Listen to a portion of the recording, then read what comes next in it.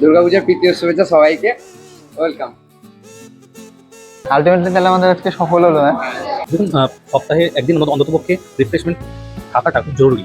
কারণ আমরা প্রত্যেকে কিছু না কিছু কাজের সঙ্গে জড়িত। কেউ ব্লগিংয়ে জড়িত, কেউ তার টিচিংয়ে জড়িত, বিভিন্ন রকম কাজ জড়িত। তো সেই জায়গা থেকে সপ্তাহে একটা দিন রিক্রিয়েশন তো বানতাই হয়।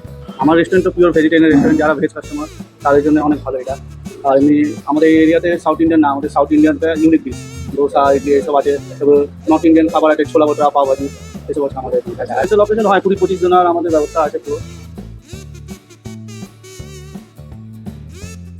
আমরা এখন যদি অর্ডার দিই, তোমার এখানে সব থেকে বেস্ট খাবার আমরা কি খেতে পারবো? তোমাদের সবাইকে বলবো যে যদি তোমরা ভেজ পার্সন হও, তোমরা অবশ্যই জিয়াগঞ্জ স্পাইসে ভিজিট করো। ঘটনা হচ্ছে, এবার আমরা দুটো জিনিস ইম্পর্টেন্ট একটা জিনিস জেনে নেবো, যেটা আপনাদেরকে প্রিভিয়াস জানালাম। আচ্ছা, আমার একটা প্রশ্ন, এখানে যদি কেউ কিটি পার্টি করতে আসে, কুড়ি জনের বা বার্থডে পার্টি বা অ্যানিভার্সারি পার্টি, তো সেক্ষেত্রে আপনার জন্য ফার্স্ট কি স্পট বুক করতে হয়, এরকম কোনো ব্যাপার রয়েছে?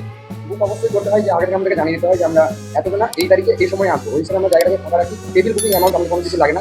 আর একটা জিনিস সেটা আমি জেনে নেবো তার কাছ থেকে, সেটা হলো এখানে যে প্রসেস, যে ব্যাক যে ডেকোরেশনগুলো দেখছেন, সেই সময় ডেকোরেশনগুলো কিভাবে কি হয়, এখানে অ্যারেঞ্জমেন্ট কিভাবে কি করা হয়?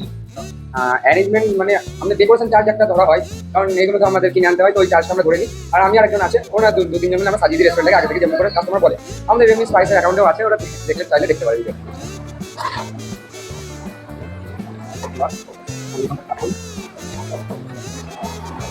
এখানে স্টার্টার রয়েছে, পকোড়া রয়েছে, স্যুপ রয়েছে, ধোসা রয়েছে, ইডলি অ্যান্ড বড়া রয়েছে, noodles, garlic bread, burger, pizza, chaat, Indian, rice, roti, salad. আর এদিকে রয়েছে Bengali thali, combo, coffee, dessert and beverages. তো দেখেই যখন এত সুন্দর লাগছে, মুখে দিলে কি হবে বন্ধুরা? আশা করি তোমাদের দিকেও জল আসছে। আমার তো অলরেডি চলে এসেছে, আমি আর লোক সামলাতে পারছি না, কতক্ষণে খাবো।